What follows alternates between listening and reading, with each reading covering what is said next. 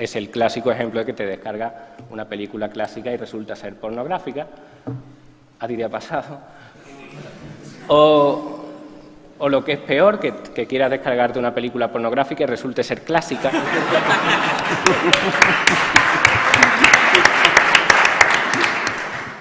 En definitiva, esta persona ya preveía de alguna manera lo que iba a suceder y así sucedió con el nacimiento de Spotify en Estados Unidos cuando aparece Netflix, y creo que es ese terreno el que hay que explotar y que todo el terreno que hable de leyes de restricción de la copia se quedará en un limbo teórico sin ninguna eficacia práctica. ¿Digo yo que todo aquello que no se puede frenar debe permitirse? No. En mi exposición hablé de dos requisitos. Dije que era imposible de frenar y que además estaba socialmente aceptado. Una cuestión que me parece importante. Las leyes, se supone, para empezar, el artículo 3 del Código Civil dice que las leyes deben interpretarse conforme a la realidad social del momento. Es decir, al legislador no es ajeno el hecho a la hora de generar leyes e incluso de interpretarlas cuál es la realidad social que nos ha tocado vivir. Las descargas de Internet no es que estén socialmente aceptadas, sino que incluso los propios diputados que hacen las leyes nos encontramos con casos curiosos como que la Cámara Autonómica de Madrid tuvo que modificar su sistema informático porque los diputados descargaban tanto material que colapsaban las líneas. Es decir, estamos hablando de una realidad social absolutamente masiva, aceptada e imposible de parar. Tanto es así que, de hecho, este axioma del que hablo, el axioma de no se puede frenar lo que en la práctica, no se puede prohibir lo que en la práctica es imposible de frenar, cuando está socialmente aceptado como una norma de comportamiento normal, es el que llevó, de hecho, a que el legislador admitiera las copias privadas en cinta de cassette, que antes eran ilegales, y cuando vio que era una realidad absolutamente masiva, aceptada, y que era la nueva realidad social que le había tocado al legislador vivir, dijo, tengo que convalidar toda esta actividad e introducir un sistema para paliar sus efectos, que es lo que yo propongo y creo que debe hacerse ahora. Respecto de la cuestión de la ley Sinde, no puedo estar de acuerdo contigo, Juan Manuel, porque me parece que la ley Sinde tiene una razón muy clara de existir. La razón es la siguiente. En el año 2006 hubo una redada que se saldó con 15 detenidos, administradores de páginas web de enlaces, que enlazan archivos que se están difundiendo en redes peer-to-peer, y las resoluciones judiciales en vía penal llegaron a la conclusión de forma absolutamente mayoritaria, para nada confusa, que esta actividad no era un delito contra la propiedad intelectual porque no existe la figura de la comunicación pública. Respecto de los autos de los que hablas, se tratan de autos que no ponen fin al procedimiento, sino que únicamente ordenan continuar el procedimiento hasta el juicio. Esto es lo que debería ser normal, pero la industria ha perdido tantos pleitos antes incluso de llegar a juicio que el mero hecho de que un juez les permita llegar a él ya lo cuentan como una victoria y lo cuentan como un caso en el que le están dando la razón antes incluso de llegar a juicio. No, en esos autos lo que se pone en duda es que no sea delito y porque existe la duda se irá a juicio para ver qué pasa, pero hay que esperar a ver qué dice el juez, que perfectamente puede sencillamente absolver a la persona que está acusada. Es cierto que hay 4 sentencias condenatorias, pero hay que decir que 3 de ellas son sentencias de conformidad, donde la persona simplemente cuando le llevaron al juzgado no hizo falta celebrarlo porque levantó la bandera blanca y dijo sí. Cuando el juez preguntó, ¿hay un delincuente en la sala?, él levantó la mano. Es decir, no hay enfrentamiento de posturas en las sentencias de conformidad. Nadie alega que no existe un delito contra la propiedad intelectual, sino que llega allí el acusado y por consejo seguramente de su abogado, que probablemente cree que su cliente está cometiendo un delito, dice que así es y se conforma con la pena que le propone la parte contraria y el fiscal. Esto tiene una lectura diferente también. Quiere decir también que siempre que se ha sostenido que la página es de enlace, excepto en un caso y solo en uno, siempre que se ha sostenido que esa persona no está cometiendo un delito porque no aloja los archivos, siempre que se ha sostenido, no se ha dicho condéneme usted, el juez ha terminado por archivar el asunto incluso sin necesidad de llegar a juicio. Y con esto termino. Esta realidad que comento, el hecho de que no hay ninguna confusión, es algo que en la doctrina jurídica ni siquiera se debate. Es decir, es una cuestión que sabemos todos los juristas, hasta el punto de que el Consejo General del Poder Judicial, cuando tuvo que emitir su informe para hablar sobre la ley Sinde, que efectivamente lo que pretende es saltarse estas resoluciones judiciales para dictar resoluciones distintas, el Consejo General del Poder Judicial dijo textualmente que tenían que tener en cuenta que las páginas de enlace, la doctrina absolutamente mayoritaria, estaba diciendo que estas páginas no son infractoras de propiedad intelectual. En concreto, dijo el Consejo, para que veáis que no existe tal confusión, en el caso de los prestadores de herramientas de enlaces a páginas web, a los cuales, conforme el sentir de la mayoría de la doctrina y de la jurisprudencia menor que ha recaído sobre el tema, no se les puede atribuir una vulneración de derecho de propiedad intelectual. Y dice también, dado este panorama, y aunque pueda ponerse en cuestión ese estado de opinión mayoritario, no tiene sentido establecer que el solicitante tenga que aportar datos sobre estos otros servicios o actividades. La razón por la que existe la ley Sinde, y esta es mi última frase en este turno, la razón por la que existe la ley Sinde la explicó muy bien una abogada de la industria, que le preguntaron en ABC en una entrevista, le dijeron, ¿cuál es la razón de ser de la ley Sinde? Y dijo esta abogada, la razón de ser es que sencillamente los jueces estaban aplicando mal el Código Penal. Es decir, más claro, agua. Como los jueces estaban aplicando mal el Código Penal, y mal en la terminología de la industria discográfica significa del modo en el que a mí no me gusta, pues entonces se dicta una ley donde sencillamente a partir de ahora ya no serán los jueces los que decidirán si hay o no una infracción de propiedad intelectual en estos casos que estaban resolviendo en contra de la industria y a favor de los administradores de estas páginas web. Gracias, David.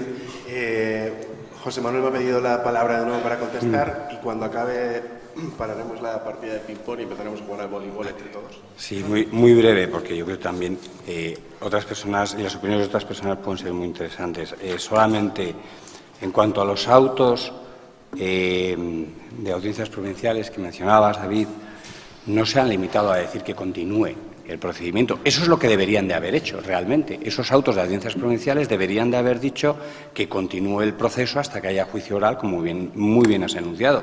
Pero es que esos autos han ido mucho más allá y han ido hasta el punto de rellenar varios folios explicando que la actividad de este señor consistía en grabar las películas en algunos lugares, que las enlazaba, que enlazar en este caso era un acto de puesta a disposición y que debería de interpretarse así por una serie de argumentos, que todos esos actos se hacían con ánimo de lucro que estaba claramente evidenciado por la publicidad insertada en sus páginas, por la venta de datos de los usuarios de la página, etcétera, etcétera. Es decir, son autos muy justificados, muy elaborados, que prácticamente casi son presentencias. No sé lo que vaya a ocurrir después, evidentemente, pero son autos a consecuencia del intento de archivo por parte del juzgado de instrucción. Dice, no veo indicios de delito, dicto auto de sobreseimiento de archivo y la audiencia provincial le dice que no y además no solo le dice continúe usted, sino que le añade un montón de argumentos. De acuerdo que las sentencias de conformidad tienen menos contradicción, pero, hombre, se están conformando con penas de privación de libertad, O sea, no se están conformando con cualquier cosa. Es muy buena la referencia que has hecho al Consejo General del Poder Judicial y demuestra que la ley Sinde no fue un capricho de la noche a la mañana. Estuvo muy informada, no solo por el Consejo de Cultura de las Comunidades Autónomas, no solo por los abogados del Estado de 5 ministerios que intervinieron en su elaboración. Además, se mandó a la Comisión Europea y a todos y cada uno de los 26 Estados miembros de la Unión para que opinaran sobre ella.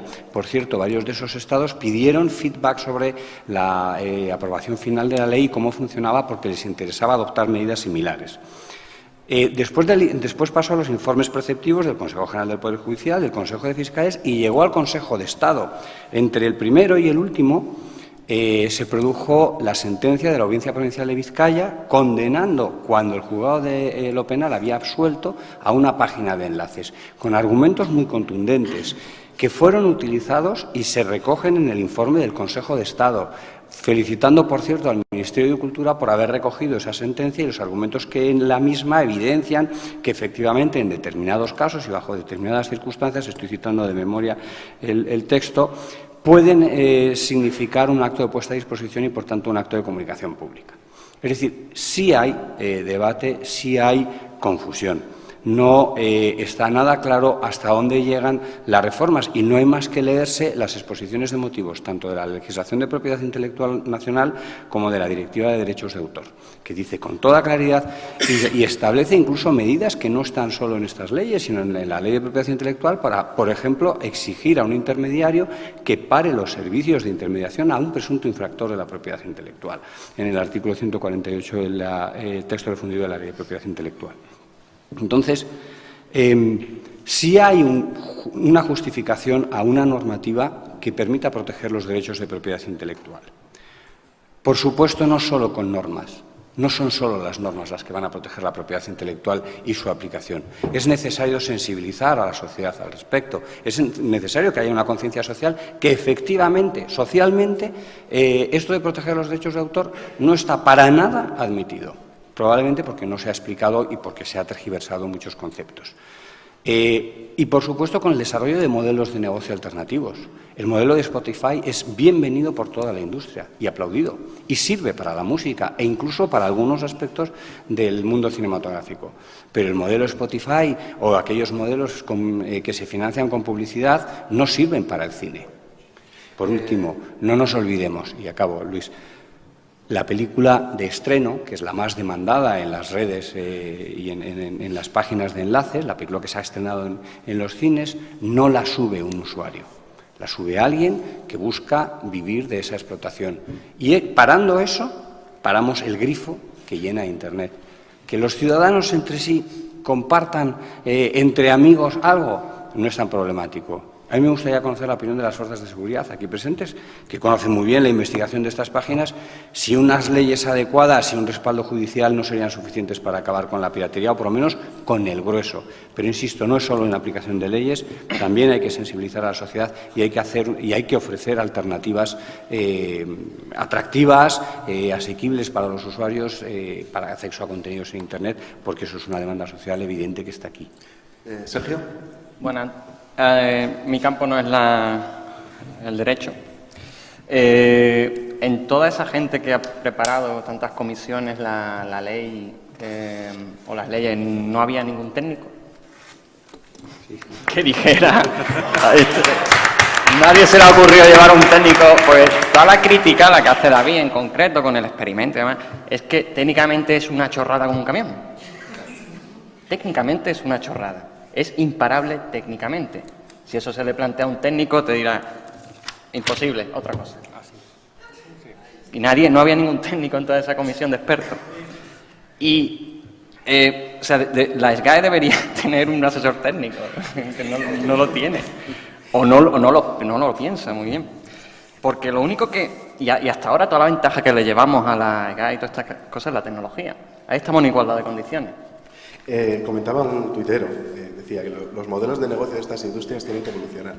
Antes David ha puesto el ejemplo del caso de la música y cómo ha ido evolucionando, cómo han salido nuevos modelos de negocio. Ha hablado de Spotify, podemos nombrar iTunes. No significa que no se siga descargando música con derechos de forma ilegal, pero sí que es cierto que se ha abierto un mercado nuevo que genera también un beneficio a los autores y distribuidores. Y existen modelos de este estilo, quizás no tanto en España, pero sí en otros países. Estoy pensando en Netflix, que es igual el caso más conocido, donde en Estados Unidos es un éxito brutal. De hecho, está haciendo incluso mucho daño a las propias cadenas de televisión por cable, porque la gente prefiere utilizar Netflix con televisión bajo demanda, digamos. Antes de empezar la primera mesa, estaba con varios de los ponentes, justo Juan Manuel no estaba, y les estaba enseñando mi colección de películas y series que tengo en casa y que puedo acceder a ellas desde mi iPad y las puedo ver por streaming. Y me decía, como te vea José Manuel, te va a dar. Y con razón. Y yo digo, no, pero si es que es triste como la vida misma, pero es que, mira, veis que aquí tengo Battlestar Galactica, todas las temporadas. Lo tengo en versión original, ahí, genial, puesto en mi casa. Pero es que me es mucho más cómodo versión digital. Pero no solo eso, es que mira, como soy muy friki, pues me compré la serie de Stargate. ¿Cuál es mi sorpresa cuando pongo el DVD original de Stargate, el primero? Digo, bueno, me gusta ver las cosas en versión original, ¿no?